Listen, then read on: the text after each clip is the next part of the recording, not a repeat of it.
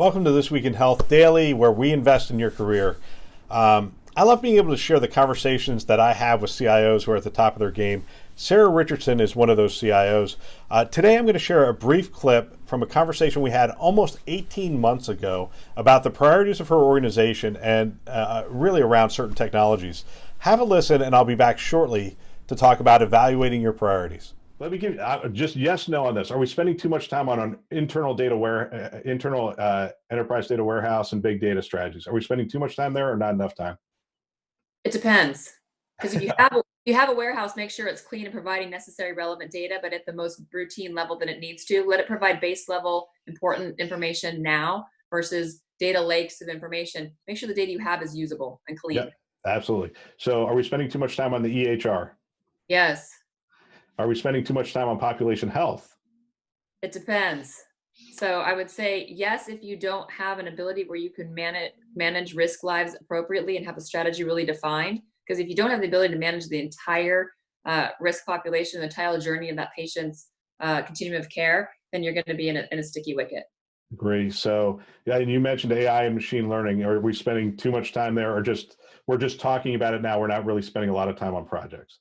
We're talking about it. In some cases, it's there. Like when you look at being able to bring Alexa into the patient room and be able to take some of that time off of nurses and say, hey, I need a blanket, hey, I need to use the restroom. There are some cool use cases, but it goes back to, again, it's those Maslow's needs that are going to be covered by those technologies first.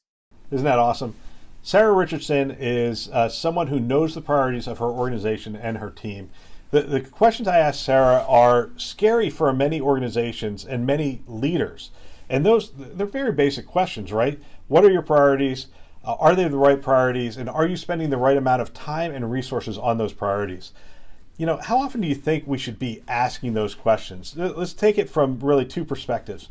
The first being healthcare and the second being technology. How often and at what pace do you think healthcare is changing? Is healthcare changing on a monthly basis, on a biannual basis, on a semi-annual basis? How often is it changing? When you think about the regulatory environment, the regional business environment, the new entrants into the market, just from the business standpoint, how often is it changing? And it doesn't warrant asking, are we focused in on the right things? Now, that's just one vector on that. If you look at the other being technology, how fast is technology changing? I think it's obvious that in these two areas, there are shorter change cycles that are starting to impact the industry. So maybe it's appropriate to ask these questions a little more often than we are today. Why don't we ask these questions, I guess is the obvious question to ask at this point. And I think we know because we know that the answers to these questions are going to require change. How often do we really have the right priorities and we're spending the right amount of time and resources on those priorities? When there isn't alignment, we have to do something. We have to bring things into alignment. Now, we like to end these videos with a so what, and my so what is pretty straightforward. Don't be afraid to ask these questions. What are my priorities? Are they the correct priorities? And am I spending the right amount of time and resources on those priorities?